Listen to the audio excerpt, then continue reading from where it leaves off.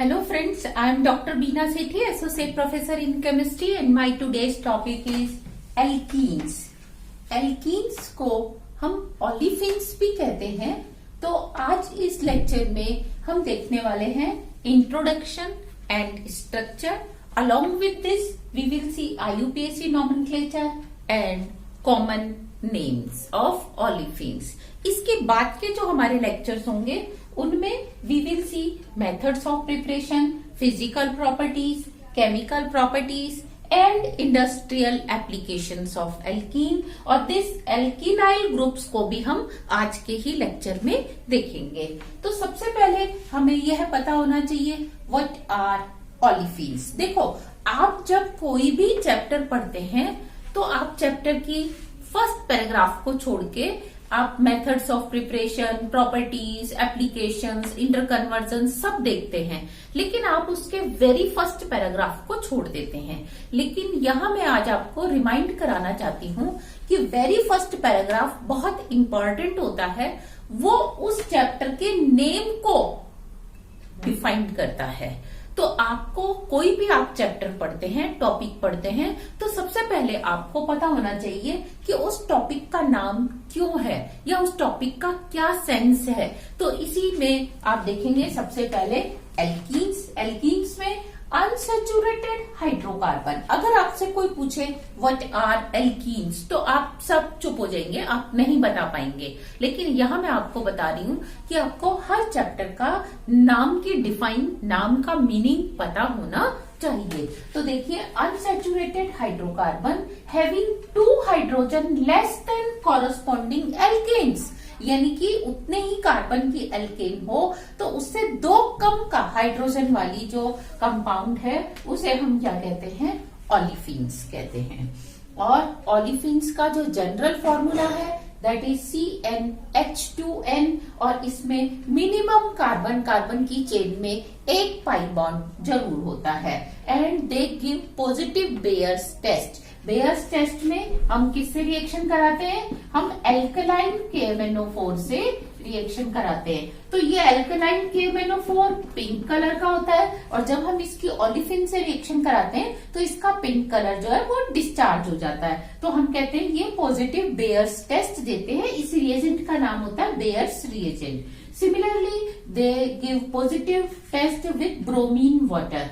Bromine water का जो colour है वो भी पिंक वॉयलेट कलर होता है, और ये ब्रोमीन टेस्ट भी, यानी कि ब्रोमीन वाटर की रिएक्शन हम ओलिफिन से कराएं तो इसका कलर डिस्चार्ज हो जाता है, मीन्स कलरलेस हो जाता है।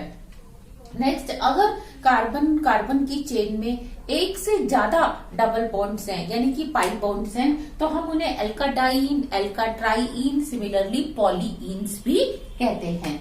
और इनका जब कॉमन नॉमेनक्लेचर करेंगे तो हम सफिक्स जो यूज करेंगे वो होगा लीन, और जब IUPAC नॉमेनक्लेचर देंगे तो इनका सफिक्स होगा इन। तो ये था इनका introduction. Now we see nomenclature of alkenes. Nomenclature of alkene 2 types का होता है, एक कॉमन नॉमेनक्लेचर, दूसरा IUPAC नॉमेनक्लेचर। कॉमन नॉमेनक्लेचर को में हम जो वर्ड्स यूज करते हैं पोजीशन ऑफ डबल बॉन्ड को डिस्क्राइब करने के लिए, alpha, beta, gamma, delta, last में होता है अगर तो ओमेगा। चेन के अगर फर्स्ट कार्बन पे है तो अल्फा, और चेन के लास्ट कार्बन पे है तो हम इसको ओमेगा कहते हैं। और बीच में अगर कार्बन में डबल बॉन्ड है तो alpha, then next beta, then gamma, then delta, इस तरह से नॉमेनक्लेचर होता है। और इसमें हम समटाइम आइसो वर्ड भी यूज करते हैं, और साथ में सिमेट्रिक या असिमेट्रिक। अगर स्ट्रेट चेन है तो उसमें हम ये भी देख सकते हैं कि वो डबल बॉन्ड से अगर हम कट करें चेन को तो वो 2 इक्वल हाफ में होगी तो सिमेट्रिक, और अगर अनइक्वल में स्प्लिट होगी तो असिमेट्रिक भी कहते हैं। और इसमें जो सफिक्स यूज करते हैं वो होता है लीन। तो देखिए, ये अपने कार्बन डबल बॉन्ड, कार्बन का फर्स्ट कंपाउंड लिया जिसमें CH2 डबल बॉन्ड CH2 है, तो इसका कॉमन नेम होता है इथाइलीन। तो देखो, हमने सफिक्स क्या यूज किया, लीन। सिमिलरली अगर 3 कार्बन की चेन है तो हम इसको बोलेंगे प्रोपाइलीन, और अगर 4 कार्बन की चेन है तो आपको कार्बन कार्बन में डबल बॉन्ड की पोजीशन को आइडेंटिफाई करना होगा। इसमें तो देखो डबल बॉन्ड इधर या इधर कहीं पे भी आए वो टर्मिनल पोजीशन ही है, लेकिन इसमें अगर इस पोजीशन पे और इस पोजीशन पे आता है तो वो टर्मिनल है और उसका नाम होता है अल्फा ब्यूटाइलीन। लेकिन अगर बीच वाले कार्बन पे आता है तो हम इसको क्या कहते हैं, बीटा ब्यूटाइलीन। लेकिन यहाँ ध्यान दो, अगर मैं इसको यहाँ से कट करूं तो 2 अनइक्वल पार्ट बनने वाले हैं चेन के, तो इसको मैं असिमेट्रिक एल्कीन बोलूंगी, ब्यूटाइलीन बोलूंगी। और इसको मैं यहाँ से कट करूं तो आप देखो 2 सिमेट्रिकल पार्ट इक्वल हाफ बनने वाले हैं, तो इसे मैं कह सकती हूँ सिमेट्रिकल ब्यूटाइलीन। सिमिलरली आप ये देखो, ये टोटल नंबर ऑफ कार्बन कितने, 5। जो कॉमन नॉमेनक्लेचर है उसमें हम चेन में कार्बन नहीं देखते, हम देखते हैं total number of carbon atom. तो देखो टोटल 5 कार्बन एटम है और ये एक कार्बन साइड में, तो हम इसे क्या बोलते हैं, आइसो। तो ये आइसोपेंटेन की चेन है और इसमें कॉर्नर से सेकेंड यहां से आइसो है, तो देखो जब डबल बॉन्ड इस पोजीशन पे होगा तो हम इसे बोलेंगे अल्फा आइसोपेंटाइलीन, अल्फा आइसोपेंटाइलीन। और इसमें जब यहां से सेकेंड पोजीशन पे आ जाएगा तो हम इसे बोलेंगे बीटा आइसोपेंटाइलीन, क्योंकि जो चेन है वो आइसो चेन है। और इसमें यहां से देखेंगे तो देखो ये कॉर्नर का कार्बन इसके बीच में है तो अल्फा, यहाँ और यहाँ पे है तो बीटा, और इसके भी नेक्स्ट है तो गामा, तो इसका नाम हो जाएगा गामा आइसोपेंटाइलीन। तो इस तरीके से इनका क्या होता है, कॉमन नॉमेनक्लेचर होता है। Now we see IUPAC nomenclature of alkenes. IUPAC nomenclature में जो 3 रूल्स होते हैं वो क्या होते हैं, first selection of main chain, second numbering of main chain and third one is writing of name. तो सबसे पहले हम चेन को सिलेक्ट करते हैं, उसके बाद नंबरिंग को, और उसके बाद हम नाम लिखते हैं। तो इसमें देखिए जो फर्स्ट एग्जांपल है वो क्या है, 2 कार्बन। तो 2 कार्बन का एल्कीन, हमने इसका कॉमन नेम क्या दिया था, इथाइलीन। लेकिन इसका IUPAC नेम क्या होगा, 2 कार्बन की चेन को हम ईथ बोलते हैं और ईन इसका सफिक्स है तो इसका नाम होगा इथीन। और 3 कार्बन की चेन है तो अब डबल बॉन्ड के पास 2 चांस है, या तो इधर भी आ सकता है या इधर भी, दोनों ही जगह से आएगा। तो इधर से करेगा तो ये 1 और इधर से आएगा तो यहाँ से 1 होगा। तो इसलिए इसमें क्योंकि 2 प्रोपीन बन ही नहीं सकता, एक ही चांस है 1 प्रोपीन का, तो यहाँ पे 1 लिखना जरूरी नहीं है। देखो जब 2 ऑप्शन होते हैं तब हमें दोनों ऑप्शन मेंशन करने पड़ते हैं कि 1 है या 2 है। 1 है तो 1 लिखना होगा, 2 है तो 2। लेकिन अगर एक ही ऑप्शन है तो आपको फिर उसके आगे नंबरिंग करने की जरूरत नहीं है। लेकिन अगर आपके पास ये 4 कार्बन की चेन है, 4 कार्बन की चेन में आप ध्यान दो, ये मैंने 4 कार्बन की चेन ली, इसमें आपके पास 2 ऑप्शन है कि डबल बॉन्ड कॉर्नर पे भी आ सकता है और डबल बॉन्ड सेंटर में भी आ सकता है। डबल बॉन्ड अगर इस कॉर्नर पे आएगा तो देखो ये 1 ब्यूटीन है, और अगर इधर से आएगा तो इसका नाम क्या होगा, 1 ब्यूटीन। लेकिन एक ऑप्शन और है इसमें, क्या, 2 ब्यूटीन। तो यहाँ पे क्योंकि 4 कार्बन की चेन के साथ 2 ऑप्शन है तो आपको दोनों ऑप्शन के केस में नंबर मेंशन करना होगा। तो इसका नाम आप लिखने वाले हो 1 ब्यूटीन और इसका नाम आप लिखने वाले हो 2 ब्यूटीन। सिमिलरली अगर इसमें एक कार्बन और होता तो इसका नाम हो जाता 1 पेंटीन, और इसमें एक कार्बन और होता तो इसका नाम हो जाता 2 पेंटीन। ध्यान दो, पहले इस वाले केस में आपके पास चॉइस थी, आप नंबरिंग इधर से या इधर से कर सकते थे, लेकिन अब आपके पास चॉइस नहीं है, आपने नंबरिंग यहीं से करनी है। तो आप साथ साथ इसका नाम लिखते जाओ नोटबुक में। इसका नाम है 1 पेंटीन और इसका नाम है 2 पेंटीन। साथ में अगर इसमें सब्स्टिट्यूएंट्स भी जुड़े हुए हैं तो मैं आपको एक एग्जांपल दे रही हूँ, तो इसी एग्जांपल की हेल्प से मैं बहुत सारे नॉमेनक्लेचर आपको कराने वाली हूँ। ये देखो, ये मैंने एक चेन ली जिसमें मेरे पास 8 कार्बन है, 1 2 3 4 5 6 7 8। और इसमें डबल बॉन्ड मैंने सेंटर में लगा दिया। तो अब डबल बॉन्ड के कारण नंबरिंग में कोई फर्क नहीं होने वाला। आपके पास चॉइस है, आप यहां से भी नंबरिंग कर सकते हैं, यहां से भी। यहां से करेंगे तो 4 ऑक्टीन और यहां से करेंगे तो भी इसका नाम क्या होगा, 4 ऑक्टीन होगा। लेकिन अगर इसमें एक सब्स्टिट्यूएंट यहाँ एक मिथाइल लग गया तो अब डबल बॉन्ड की प्रायोरिटी ज्यादा है, लेकिन डबल बॉन्ड को फर्क नहीं पड़ रहा है। तो इसीलिए आप किसको देखेंगे, अब मिथाइल को देखेंगे और इसको नंबर मिलेगा 1 2 3। तो इसका नॉमेनक्लेचर हो जाएगा 3 मिथाइल 4 ऑक्टीन। आप प्लीज अपनी नोटबुक में साथ साथ नोट करते जाइए, 3 मिथाइल 4 ऑक्टीन। लेकिन इसमें एक यहां पर भी मिथाइल होता तो अब क्या होगा, ध्यान दो, यहां से 1 2 3, यहां से 1 2 3, दोनों ही जगह से 3 के ऊपर है। तो आपको नंबरिंग तो किसी एक ही साइड से करनी है ना, तो मैंने यहीं से कर दी। तो दोनों साइड से नहीं होगी कि यहां से इसको 3 और वहां से उसको 3, नो, एक ही साइड से होगी। तो इसका नाम होगा 3,6 डाइमिथाइल, 3,6 डाइमिथाइल 4 ऑक्टीन। लेकिन अगर ये कार्बन, ये सब्स्टिट्यूएंट 2 कार्बन वाला होता, यानी कि इथाइल ग्रुप होता, अब हम क्या करते, यानी कि CH2 ये CH3 होता। तो अब ध्यान दो, डबल बॉन्ड को तो कोई फर्क पड़ ही नहीं रहा। तो अब हम नंबरिंग कहां से देखेंगे, जहां से बड़ी चेन को कम नंबर मिल रहा है। तो इसको हम करने वाले हैं 3 और इसको 4 5 और 6। तो इसका लिखते समय भी नाम क्या होगा, 3 ethyl 4 6 methyl, 3 ethyl 6 methyl 4 octane. अब इसके बाद ध्यान दो, अगर मैं इसके ऊपर 2 मिथाइल ग्रुप लगा देती यहाँ पे, तो देखो यहाँ पे 2 सब्स्टिट्यूएंट है और दोनों का नाम क्या है, मिथाइल मिथाइल, एक एक कार्बन की चेन है। यहाँ पे एक ही सब्स्टिट्यूएंट है तीसरे नंबर के कार्बन पे और उसमें 2 कार्बन है इथाइल। लेकिन आप देखो खाली सब्स्टिट्यूएंट माने इनको, तो इसको 3, इधर से 3 और इधर से इसको 6। अगर हम इस साइड से नंबरिंग करते हैं और हम उस साइड से नंबरिंग करते हैं तो क्या होगा, इथाइल को 3 और इन दोनों मिथाइल को क्या मिलने वाला है, 6 6। तो बताओ 3 3 6 स्मॉलर नंबर है या 3 6 6?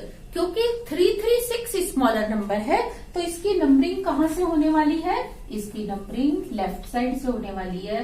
ये 3 4 5 एंड 6 नंबरिंग के लिए तो हमने देखा ज्यादा सब्स्टिट्यूएंट को कम नंबर मिले, लेकिन राइटिंग का क्या क्या रूल होता है हमारे पास, अल्फाबेटिकली। तो इसका नाम क्या होने वाला है, 6 इथाइल, क्योंकि वो ई से स्टार्ट है। 6 इथाइल 3 3 डाइमिथाइल 4 ऑक्टीन। तो आई होप कि आपको इन दोनों में फर्क समझ में आ गया होगा। कहाँ हम बड़ी चेन को देखते हैं, जब दोनों की डिस्टेंस बराबर आ रही है, लेकिन कहाँ हम छोटी चेन को देखेंगे, जब ज्यादा सब्स्टिट्यूएंट है।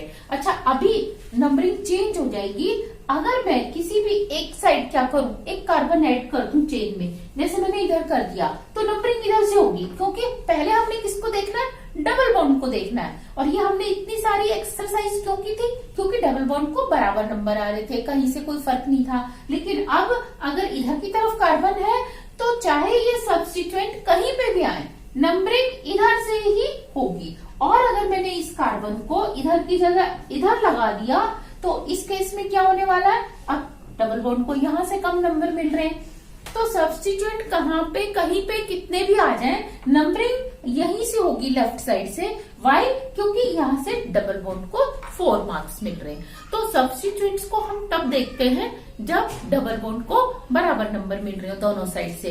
अदरवाइज हम डबल बॉन्ड को देखते हैं कहाँ से कम नंबर मिल रहे हैं। और अगर एक से ज्यादा डबल बॉन्ड चेन में होते हैं तो हम इसका नाम क्या कैसे देखते हैं कि दोनों डबल बॉन्ड को कम नंबर मिलने चाहिए, उस साइड से नंबरिंग करते हैं। ये देखो, पहले वाले कंपाउंड में दोनों डबल बॉन्ड को बराबर नंबर है। यहां से करेंगे तो 1 इसको और इसको 3, और वहां से करेंगे तो 1 इसको 3 इसको मिल रहा है। तो मीन्स 1 3, इसका नाम हो जाएगा ब्यूटाडाइईन, क्योंकि ईन 2 बार है, ब्यूट की चेन 1 बार है, तो हम हम ब्यूट के पहले डाई नहीं लगाएंगे, हम इन से पहले डाई लगाएंगे। तो इसका नाम हो जाएगा 1,3-ब्यूटाडाईन। अच्छा, इसमें क्योंकि दोनों डबल बॉन्ड इस साइड है तो नंबरिंग के लिए आपके पास एक ही ऑप्शन है, इधर से वहां से करेंगे तो क्या होगा, 2 पे ये वाला डबल बॉन्ड, 3 पे ये 2-3 होगा। 2-3 एक बड़ा नंबर है, 1-2 एक छोटा नंबर है। तो इसका नाम हो जाएगा 1,2-ब्यूटाडाईन। और अगर 3 डबल बॉन्ड आ जाए तो जैसे यहाँ पे भी डबल बॉन्ड हो जाए तो इसका नाम, अब आपको 1, 2, 3 लिखने की जरूरत नहीं है, क्योंकि ब्यूट की चेन में अगर 3 डबल बॉन्ड लगाने हैं तो तीनों पोजीशन पे एक एक आएगा। ऐसा हो ही नहीं सकता कि यहाँ पे 2 डबल बॉन्ड आ जाए, यहाँ पे 2 डबल बॉन्ड, फिर वो इन ना होके आइन हो जाएगा। तो इसीलिए इसको आप सिंपल लिख सकते हैं ब्यूटाडाईन। मीन्स आपको आगे 1, 2, 3 लिखने की जरूरत नहीं है। और अगर इसमें एक कार्बन ज्यादा कर दें, 4 की जगह हम 5 की चेन कर दें, तो इसका नाम क्या हो जाएगा, अब नंबरिंग इधर से होगी 1,3-पेंटाडाईन। 1,3-पेंटाडाईन। आई रिक्वेस्ट यू कि आप ये सारे नाम साथ साथ लिखते जाओ, अदरवाइज फिर आप थोड़े टाइम बाद भूल जाएंगे कि मैंने किसके लिए कौन सा नाम बताया था। तो जो भी मैंने आपको बताया आप पॉज करके साथ साथ नाम को नोटबुक में नोट करते जाओ। अब मैं आपको कुछ एक्सरसाइज देने वाली हूँ, आप उस एक्सरसाइज को पहले अपने आप सॉल्व करो, लास्ट में मैं आपको उसका करेक्ट नॉमेनक्लेचर दूंगी। ये कुछ एक्सरसाइज आपको दिया, आपने इनका IUPAC नॉमेनक्लेचर करना है, जिसका रिजल्ट मैं आपको लास्ट में देने वाली हूँ। ये 1, 2, 3, 4, 5 की चेन है, इसमें 1, 2, 3, 4, 5 एंड 2 डबल बॉन्ड। 1, 2, 3, 4 की चेन है, 2 डबल बॉन्ड। 1, 2, 3, 4, 5, 6, 7, 8 की चेन है, 8 कार्बन की और 3 डबल बॉन्ड है। इसमें 4 कार्बन की चेन के साथ 1 डबल बॉन्ड है। इसमें आप देख रहे हैं कि कार्बन डबल बॉन्ड कार्बन है, लेकिन इसके इधर भी टर्शरी ब्यूटाइल ग्रुप जुड़ा हुआ है, इधर भी टर्शरी ब्यूटाइल ग्रुप जुड़ा है। और ये 1, 2, 3, 4, 5, 6 कार्बन की चेन है, 1 डबल बॉन्ड। 1, 2, 3, 4, 5 की चेन है, 1, 2, 3, 4 मिथाइल ग्रुप है और 2 डबल बॉन्ड है। इसमें 1, 2, 3, 4, 5, 6, 7, 8, 9, 10 की चेन है, 1 डबल बॉन्ड। इसमें 1, 2, 3, 4, 5 की चेन है और ये 2 इथाइल ग्रुप लगे हुए हैं। आपने इनका नॉमेनक्लेचर पहले खुद करना है, वीडियो पॉज करके, और लास्ट में मैंने इसका रिजल्ट दिया है। ये है कुछ एल्कीनाइल्स ग्रुप। एल्कीनाइल्स ग्रुप मीन्स जिसमें डबल बॉन्ड भी है और वो एक रेडिकल भी है। जैसे ये आपको एक बहुत बड़ी कोई कार्बन कार्बन की चेन दे रखी है और उससे एक साइड चेन है और वो साइड चेन में ये ग्रुप है, यानी कि CH डबल बॉन्ड CH2। तो डेफिनेटली आपकी मेन चेन यही रहने वाली है क्योंकि लॉन्गेस्ट है। तो इस साइड वाले ग्रुप को जिसमें डबल बॉन्ड भी है और ये एक रेडिकल भी है, इसका क्या नाम होगा? तो देखो, इसमें डबल बॉन्ड को हमेशा प्रायोरिटी मिलती है, तो यहाँ पे हम किसी भी कार्बन से नंबरिंग करें, डबल बॉन्ड को नंबर 1 ही आने वाला है। तो इसका नाम सिंपल क्या रहता है, ethenyl. CH2 double bond CH और ये रेडिकल। लेकिन अगर ये 3 कार्बन की चेन है तो ध्यान दो कि ये ऐसे भी हो सकता है कि डबल बॉन्ड को इधर से 1 हो और 1 पर ही क्या हो, रेडिकल भी हो। तो आप इसका क्या नाम देंगे, 1-प्रोपीनाइल। लेकिन अगर ये चेन इस कार्बन से ना जुड़कर इस बीच वाले कार्बन से जुड़ी होती, जैसे कि यहाँ पे CH3 होता और ये इस तरीके से चेन होती, तो देखो डबल बॉन्ड कहाँ है, इस पे, और यहीं पे क्या है, रेडिकल बीच वाले कार्बन पे। तो हम इसको क्या नाम देंगे, 2-प्रोपीनाइल। और अगर 3 नंबर का कार्बन जुड़ा हुआ है, यानी कि डबल बॉन्ड ऐसे है,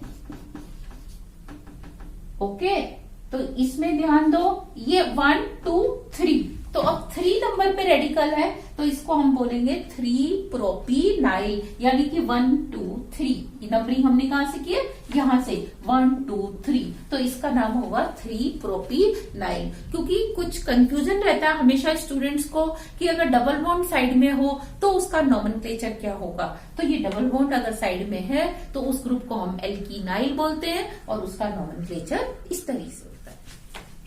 now comes structure of alkenes. Structure of alkenes में जिन दो कार्बन के बीच में डबल बॉन्ड होता है, जैसे ये स्ट्रक्चर मैंने कार्बन CH2 इसका बनाया इथीन का, तो ये दोनों कार्बन जो कि डबल बॉन्ड से अटैच्ड हैं, ये दोनों sp2 हाइब्रिड होते हैं। मीन्स इनके पास 3 sp2 हाइब्रिड ऑर्बिटल्स होते हैं। देखो इसके पास भी 3 है, इसके पास भी 3 है, तीनों में सिंगल सिंगल अनपेयर्ड इलेक्ट्रॉन होता है। तो ये जो एक orbital head to head overlap कर रहा है, ये भी sp2 हाइब्रिड है, ये भी sp2 हाइब्रिड है, तो इनकी ओवरलैपिंग से आपको इनके बीच में एक सिग्मा बॉन्ड मिलने वाला है। दूसरा, इस कार्बन के पास भी एक अनहाइब्रिड p ऑर्बिटल होता है pz, इसके पास भी अनहाइब्रिड p ऑर्बिटल होता है। तो ये जो दोनों कार्बन के ऑर्बिटल हैं, ये प्लेनर होते हैं, तीनों ऑर्बिटल, दो साइड में, एक बीच में, फिर इसका एक बीच में, दो साइड में, ये प्लेनर होते हैं। लेकिन ये जो अनहाइब्रिड p ऑर्बिटल है, ये परपेंडिकुलर टू द प्लेन होता है। तो ये जब साइड बाय साइड ओवरलैपिंग करता है, तो इससे आपको एक पाई ऑर्बिटल मिलता है, पाई बॉन्ड मिलता है। तो ये इसके बीच में एक पाई बॉन्ड होता है। और इसके बाकी के चारों ऑर्बिटल जो है sp2 हाइब्रिड, ये हाइड्रोजन से ओवरलैप करके 4 सिग्मा बॉन्ड बनाते हैं। तो यहाँ आपको 4 सिग्मा बॉन्ड और मिलने वाले हैं। ये स्ट्रक्चर था इथीन का। अगर आपको प्रोपीन का स्ट्रक्चर बनाना हो, तो rest of the structure will remain same, सिर्फ इसके एक हाइड्रोजन की जगह आपको क्या लगाना है, CH3। तो आप यहाँ से एक हाइड्रोजन को इरेज करके एक CH3 means sp3 hybrid carbon इसके साथ लगा देंगे। तो ये देखिए, ये मैंने एक sp3 हाइब्रिड कार्बन लगा दिया और इसके साथ 3 हाइड्रोजन। तो ये स्ट्रक्चर किसका हो जाता है, प्रोपीन का स्ट्रक्चर हो जाता है। और अगर आपको 2 ब्यूटीन का स्ट्रक्चर बनाना है, यानी कि यहां से भी एक हाइड्रोजन हटा के उसकी जगह एक आपको मिथाइल लगाना है, तो आपके पास अब 2 चांस हैं कि ये दोनों मिथाइल सिस पोजीशन पे है या ट्रांस पे है। अगर सिस पोजीशन पे है तो आप ये वाला हाइड्रोजन हटाएंगे, और अगर ट्रांस पोजीशन पे है तो आप ये वाला हाइड्रोजन हटाएंगे। तो अभी मैं आपको सिस का स्ट्रक्चर बना के बता रही हूँ। तो यहाँ से मैंने एक हाइड्रोजन हटाया और इसके साथ एक sp3 हाइब्रिड कार्बन लगा के ये मिथाइल ग्रुप लगा दिया मैंने। तो ये क्या बन गया आपके पास, सिस 2 ब्यूटीन, 1 2 3 4। तो ये बन गया सिस 2 ब्यूटीन। और अगर आपको 1 ब्यूटीन का स्ट्रक्चर बनाना हो, तो देखो यहाँ पे तो दोनों हाइड्रोजन रहेंगे, इसमें से कोई हाइड्रोजन नहीं जाएगा। यहाँ से एक मिथाइल के साथ एक हाइड्रोजन हटके एक और मिथाइल लग जाएगा। तो आप क्या करेंगे, 2 ब्यूटीन के स्ट्रक्चर के लिए इसको आप नहीं लगाएंगे, यहाँ पे आप हाइड्रोजन रखेंगे। लेकिन इसमें एक हाइड्रोजन हटके इसके साथ एक और sp3 हाइब्रिड यानी कि 4 ऑर्बिटल वाला कार्बन लगा देंगे।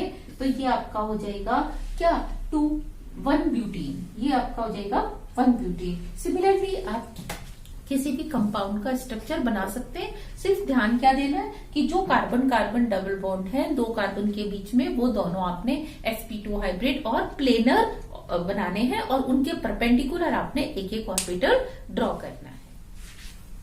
नाउ दिस इज आंसर की for questions. First 2 pentene, second 1,4 pentadiene, third 1,3 butadiene, fourth 1,4,7 octatriene, fifth 2 butene, sixth 2,2,5,5 tetramethyl, 3 hexene, then 3 hexene, 2,3,3,4 tetramethyl, 2,4 pentadiene, next 5 decene, next is 3,3-diethyl, 1,4 pentadiene। तो ये था answer उनका जो questions मैंने आपसे exercise के लिए आपको दिए थे। In my next lecture we will see methods of preparation, and in this video we will stop here itself, and if you have any query please write in my comment section so that I can solve your queries also. Thank you very much.